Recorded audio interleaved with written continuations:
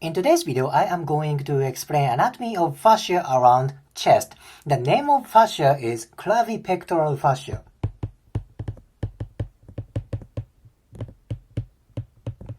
Clavipectoral fascia. Clavi indicates clavicle. Pectoral indicates a chest area, pectoral area. Thus, this fascia is related to chest area and clavicle area. The fascia covers anterior chest area, like this. That attaches to ribcage on anterior part, it attaches to clavicle, and it attaches to coracoid process. Coracoid process is part of scapula, and it covers this muscle. This is pectoralis minor. Pectoralis minor. So, above this fascia, superficial from this fascia, there is pec major. Imagine, pec major is like this. If you dissect pec major, clavipectoral fascia shows up. So, this fascia is deep to pec major. Okay, this fascia is freaking important structure. Why is that? If you think about where the location is, you can think about what kind of tightness this fascia can create. Let's see. This fascia attaches to ribcage. Thus, tightness of this fascia can induce, breathing dysfunction. Less breathing, right? Because it's around ribcage. That makes sense. I said, clavipectoral fascia covers pec minor. Pec minor, oh my gosh, this is freaking important for scapular movement. When, pec minor gets tight, that drastically decreases movement of scapula. If scapula does not move, shoulder doesn't move. You cannot separate scapula and shoulder movement. You cannot ignore scapula-shoulder relationship. Scapula, shoulder joint need to move together. Thus, tightness of pec minor affects for shoulder joint. Again, this clavipectoral fascia covers pec minor. No doubt, tightness of this fascia affects for shoulder movement. This is very common. When I do myofascial release around this clavipectoral fascia, my client's shoulder movement increases a lot. I don't say this happens all the time, but I believe the flexibility of clavipectoral fascia is an important factor for shoulder movement. Very important thing. Well, this is a basic anatomy, basic location of clavipectoral fascia. Now, I want to explain myofascial connection to the other part of the bodies. Alright, from clavipectoral fascia, basically you can go two directions. You can go up or you can go lateral. Let me explain for superior way, upper way. Again, this is where clavipectoral fascia is. If you go up, of course you can go up, you can reach to this muscle. This is tiny muscle. This is subclavius. Subclavius. Clavius indicates clavicle. Sub indicates below. This muscle is below clavicle. Again, from clavipectoral fascia, you can go to subclavius. Actually, this is fascia of subclavius. From clavipectoral fascia, you can go to fascia of subclavius. You can go even more. Okay? From fascia of subclavius, this fascial continuation goes posterior to clavicle. Okay? Fascial continuation goes posterior to clavicle. Now you can go even more. Then you can go up, up, up, up, up. It's an anterior part of neck. There are basically four muscles around here. Four muscles related to this fascial continuation.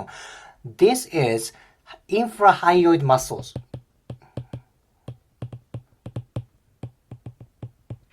Infrahyoid muscles. This is on anterior neck, anterior part of throat. Thus, tightness of these four muscles can affect for swallowing, speech, maybe like a vomiting reflex. Very important area. In fact, even when there's tightness around infrahyoid muscles, it's kind of hard to create a phonation, voice production. It's hard to swallow. It's kind of hard to go neck extension. Anterior neck is sometimes kind of ignored. This is minor place, yet adequate flexibility, adequate function of anterior neck is freaking important. Let me review this anterior to superior connection. Clavipectoral fascia, you can go up. Fascia of subclavius, you can go up. Posterior to clavicle, you can go up. You can go to infrahyoid muscles. Thus, clavipectoral fascia tightness may affect for anterior neck because of this myofascial connection. Vice versa, if there is tightness on anterior neck, this tightness may affect for clavipectoral fascia because of this myofascial connection. What kind of dysfunction can be from tightness of clavipectoral fascia? That can be a breathing dysfunction. That can be a shoulder dysfunction. Thus, neck tightness may affect for breathing and shoulder dysfunction because of this myofascial connection. Oh my gosh. That is why this fascial continuation is so important. Well, this is, up connection, superior connection from clavipectoral fascia. I said you can go lateral. What kind of continuation is there? This is where clavipectoral fascia is. You can go to fascia of axilla, axillary fascia from clavipectoral fascia. Let's say fascia of axilla. Axilla means armpit. So chest fascia to armpit fascia. Now you can go to fascia of upper arm. Basically, chest fascia, armpit fascia, and arm fascia. Oh my gosh, you can go lateral, you can go up. If clavipectoral fascia gets tight, this tightness may affect for neck movement or shoulder movement or arm movement. See, clavipectoral fascia, very important. Now let me add one more structure. It's gonna be vein relationship. Alright, where is vein? Where is subclavian vein? Subclavian vein runs right posterior from clavicle. It's like this. It's very big vein running like this. Now, let me review the fascial continuation again. Clavipectoral fascia goes up. Fascia of subclavius. Posterior to clavicle. Then infrahyoid muscles. Subclavian vein is so close to this myofascial connection. There's like an attachment, where it's not attachment, but facing each other. Fascia and subclavian vein kind of face each other. What can I say? So if clavipectoral fascia or this fascial continuation gets tight, this tension may affect for subclavian vein. What happens if vein is affected? Maybe blood flow decreases, right? So this adequate tension of clavipectoral fascia, this fascial continuation is important for blood flow. Let me add one more thing.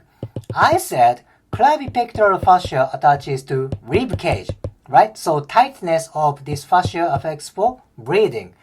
But let's change our perspective a little bit. When you breathe in, when you breathe out, your rib cage should move. As your rib cage should move, your clavipectoral fascia should be expanded or, shrinked, right? So breathing and clavipectoral fascia should move together, should work together, right? Then, if you follow this myofascial connection, there's connection with subclavian vein. Breathing and clavipectoral fascia relationship. So, when you breathe in, clavipectoral fascia should move together.